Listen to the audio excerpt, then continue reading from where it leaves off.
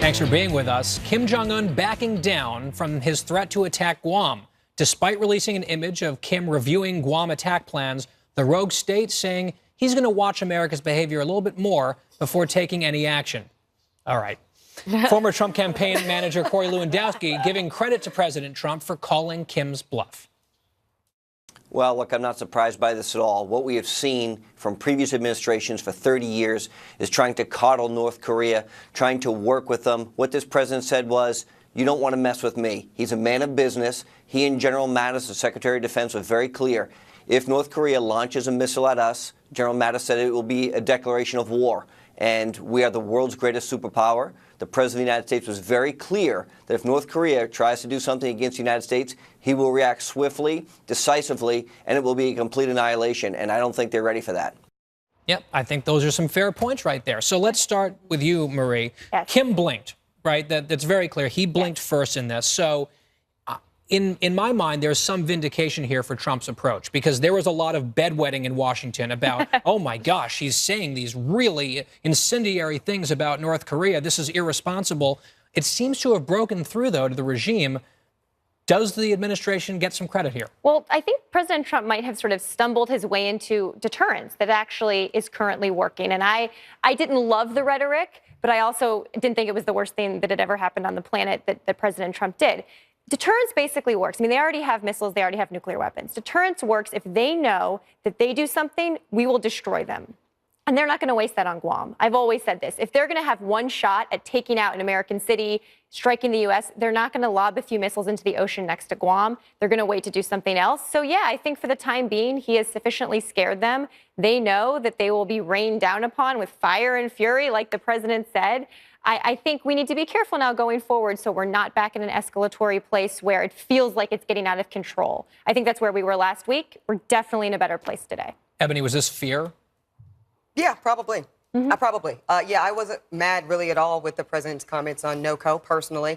I think, the strategies that we've seen before it have all epically failed. So I don't believe that diplomacy, I like it. I think it's great. I don't think it always works. I don't even think you can try it with some leaders. And I think Kim Jong-un is one of those. So I really feel that in this moment, yeah, I'm okay with crediting President Trump around this. And Whitney, doesn't this bring us closer to a position where the reinstigation of diplomacy is possible, right? The potential crisis seems to have passed. The North Koreans said, all right, never mind, uncle. Now maybe you use the Chinese and get them to the negotiating table again.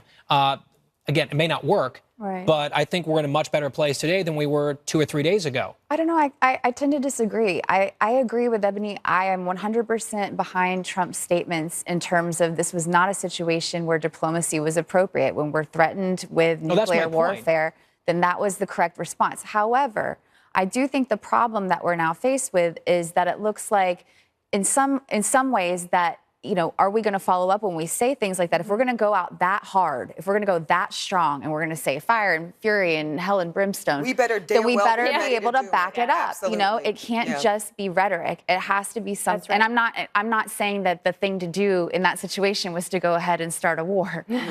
That's not what we want if we don't need to go there. If we need to go there, then we need to go there. No, but I do think that long term, I don't know how this will affect diplomacy, because those are strong words if you're not ready to back it up. And Let me just leave it at that. That goes to credibility. And exactly. Pat, this is what worries me, because there's a piece in Politico today about this, talking about containment. And we heard deterrence there from Marie. For years, the U.S. government said it's totally unacceptable for the North Koreans to have nuclear weapons. We heard that about Iran as well. I think Tehran is watching this and saying, is America starting to pivot to containment and acceptance of something that they said forever was unacceptable?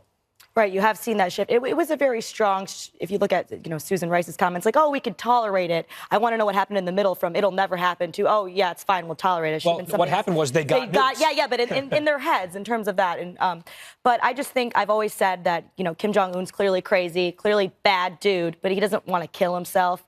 And he knows that attacking us or attacking one of our territories or our allies is literally him committing suicide.